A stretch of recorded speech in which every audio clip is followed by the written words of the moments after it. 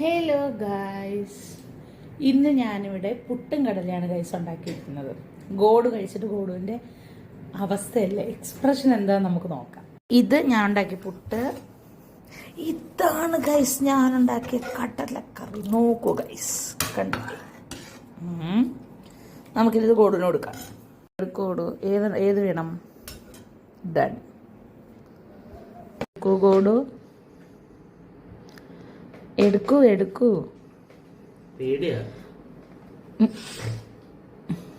ധൈര്യമായിട്ട് കഴിച്ചോ. ഇനി കുറച്ച് കടലക്കറി.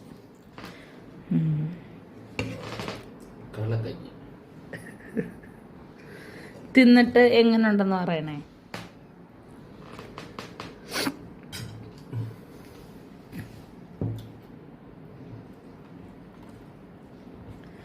പുട്ടും കടലയും. നിങ്ങളുടെയൊക്കെ വീട്ടിൽ ഇന്ന് എന്തായിരുന്നു ഗൈസ് ബ്രേക്ക്ഫാസ്റ്റ്? നോക്കൂ, എങ്ങനുണ്ട്? പറയാൻ വാക്കുകളില്ലേ കൂടോ? ഓക്കെ ഗൈസ്, അങ്ങനെ ഗോഡ് തിന്നിട്ടുണ്ട്. ഇനി ഞാൻ പോയി തിന്നിട്ട് വരാം ഗൈസ്. Bye bye.